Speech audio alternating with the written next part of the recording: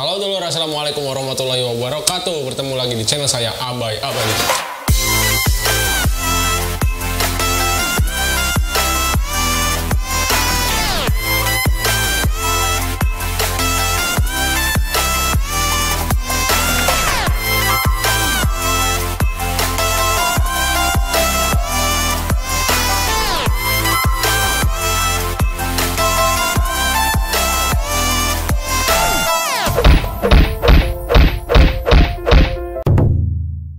Oke, di video kali ini saya mau kembali sharing untuk masalah magang Jepang ya. Bukan IM Jepang, tapi secara umum orang-orang yang magang di Jepang.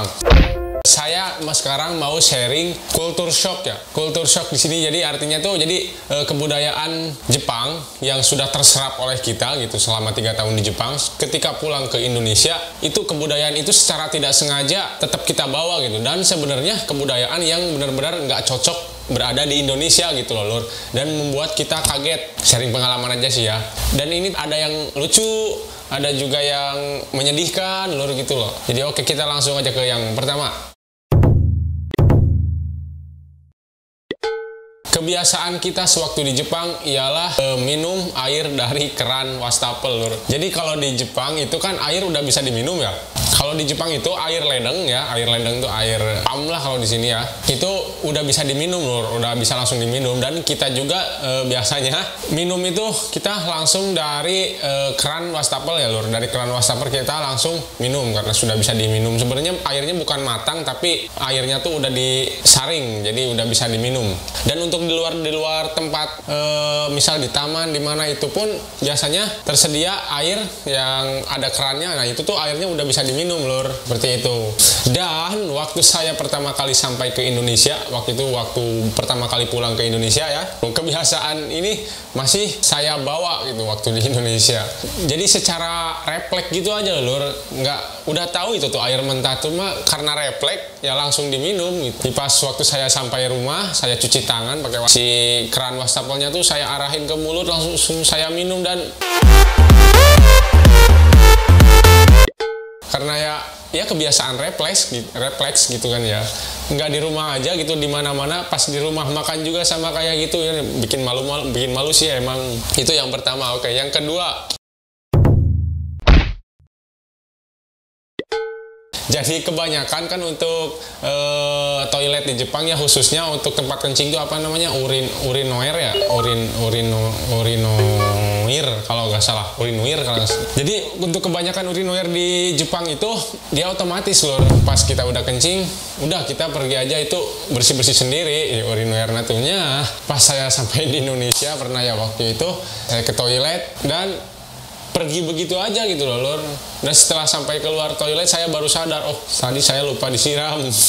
Dan itu kebiasaan yang bagus, kebudayaan di Jepang yang nggak cocok di Indonesia, itu salah satunya lur.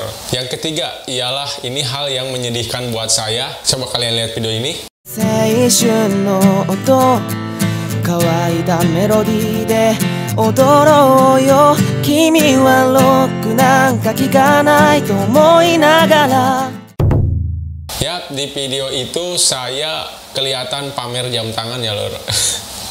Ya karena itu jam kesayangan saya yang saya beli di Jepang, saya cari-cari dan ketemu, dan harganya juga ya ada lah, cuma mahal enggak banget ya, enggak mahal banget ya enggak, tapi ada lah. Cuma jam itu saya benar-benar suka jam itu, sayang banget sama jam itu gitu. Dan pas sampai Indonesia, baru pertama kali sampai Indonesia waktu itu ke Sipes Bekasi, saya kan waktu itu pulangnya hari Jumat, saya langsung Jumatan, dan nggak tahu kenapa pas saya mau Jumatan itu kan wudhu dulu, nggak tahu kenapa jam tangan itu saya lepas gitu, taruh di atas, padahal itu kan jam anti air ya. Cuma yang nggak tahu, karena mungkin saking sayangnya itu jam nggak boleh basah gitu, saya simpen di atas. Lalu saya wudhu, setelah beres wudhu jam udah nggak ada lur, sekejap, cepet banget ya. Begitulah. Jadi kalau ini emang itu kebiasaan saya di Jepang. Kalau di Jepang itu misal kita lupa barang sesuatu di situ, terus kita pergi, meskipun besoknya kita ke tempat itu lagi, ke tempat ini lagi, itu barang kita masih ada di situ lur, nggak bakal ada yang ngambil. Orang Jepang itu prinsipnya seperti itu. Jadi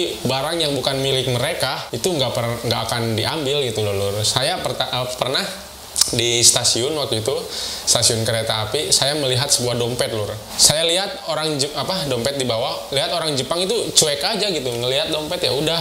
Saya juga lewat dan orang Indonesia lah gimana ya, nggak semua orang Indonesia sih, buruknya saya gitu, buruknya pikiran saya, dompet nih, duitnya banyak nih, kayaknya tebal banget gitu kan.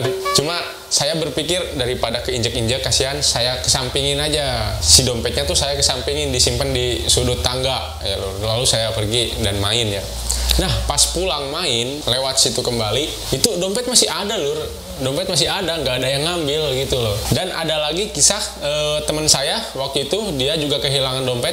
Dia katanya kehilangan dompetnya di jalan lur, kehilangan dompet di jalan. Dan setelah itu dia baru sadar waktu sampai rumah, lalu dia balik lagi, dompetnya udah nggak ada. Dompetnya udah nggak ada, ya dia langsung berpikiran negatif lah ya, mungkin ada yang ngambil lah, udahlah gitu kan.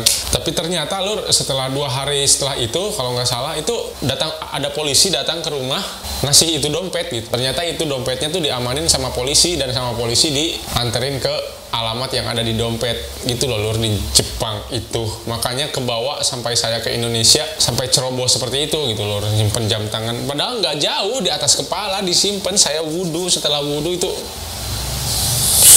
itulah salah satunya. Lalu yang selanjutnya, kita pas sampai Indonesia itu rajin ngelurus-lurusin duit gitu lur. Duit yang lecek itu kita bikin lurus kayak disetrika kayak gitu, kita simpen di dompet yang panjang gitu ya lur. Ini sengaja dompet saya ini dompet panjang, karena kalau dompet panjang itu kan duitnya nggak dilipat ya lur, panjang dan rapi. Nggak tahu kenapa gitu, saya kalau lihat uang, apalagi kalau uang kembalian itu kan langsung masukin saku, pas dikeluar buset lecek banget. Itu pikiran, padahal sebelum saya ke Jepang ngelihat duit kayak gitu biasa aja gitu. Jadi pas kita pulang dari Jepang ngelihat duit lecek kayak gitu tuh, kita pikirannya aduh nggak laku kayaknya, ini duit sayang loh tuh, masa iya ini duit harus lecek gitu kan, duit juga harus kita sayang kan, seperti itu. Jadi ya pola pikir berubah lah ngelihat duit yang lecek seperti itu loh lah, salah satunya. Dan selanjutnya, cuma jalurnya ke sana itu tadi kan saya ke Pondok Kopi nih, ke sini. Kalau arah sana tuh masya Allah, yang bulan kemarin aja kalau nggak muter dulu lagi ke sana itu ke daerah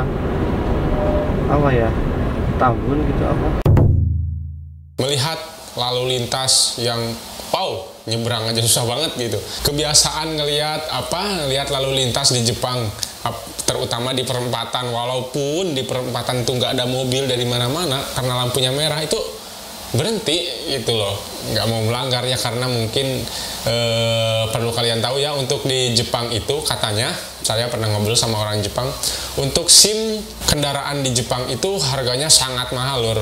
Kalau dirupiahkan itu waktu itu kurang lebih sampai 30 juta itu untuk pembuatan SIM, surat izin mengemudi. Dan surat izin mengemudi itu ini menggunakan sistem poin lur. Jadi ketika kita melanggar peraturan itu berkurang poin sesuai beratnya peraturan yang kita langgar, seperti itu. Dan kalau misal poinnya sudah habis, kita harus ngulang dari awal lagi dan bayar mahar lagi. Dan untuk SIM ini macam-macam ya. Untuk SIM mobil aja itu ada SIM mobil otomatis dan SIM mobil manual gitu, dibagi-bagi. Jadi ya mungkin karena peraturan yang ribet inilah orang-orang di Jepang juga mau mematuhi, karena nggak mau ribet juga kan kalau melanggar gitu. Coba kalau ini diterapin di Indonesia, kira-kira lancar nggak ya gitu lur. Pas pertama kali saya sampai Indonesia, buset kata gue, padahal sebelumnya ya kita tahu bahwa Indonesia ya emang seperti ini, kenapa mesti aneh gitu. Tapi mungkin karena mata kita selama 3 tahun melihat lalu lintas di Jepang yang benar-benar rapih, ketika sampai Indonesia ya kaget gitu loh lur, ngerti lah ya. Dan yang terakhir ini lumayan ini lucu ya, saya bilang lucu. Assalamualaikum. Hai. Kebiasaan refleks saya waktu di Indonesia ialah ketika saya dipanggil oleh orang lain, oleh seseorang, siapa aja, ataupun ada orang yang mau masuk, ketok-ketok pintu, itu kita langsung otomatis jawab hai, ya gitu loh. Jadi udah refleks aja gitu, kita jawab hai, karena gitu menjawab hai dengan kencang itu kan emang udah diajarin dari sebelum kita berangkat ke Jepang ya, waktu pelatihan jam Jepang. Dan itu tuh udah ada di otak kita kalau menjawab orang lain yang memanggil kita tuh ya jawabnya hai gitu. Refleks aja gitu. Termasuk saya waktu di rumah juga sama, ada apa, ibu saya nanya atau manggil ataupun istri saya selalu bilang hai. Kenapa hai gitu? Ini kan bukan di Jepang lagi. Jadi itu lur, salah satu kultur shock yang saya alami waktu saya pulang dari Jepang ke Indonesia lur. Oke, sekian aja dulu sharing tentang magang Jepang saya hari ini. Mudah-mudahan bisa menambah wawasan kalian semuanya. Oke, jangan lupa di like, di subscribe, oke lur, dan juga di komen di bawah. Oke, kade orang Sunda ulah cicing wae di lemur, orang Sunda wani ngumbara. Assalamualaikum warahmatullahi wabarakatuh.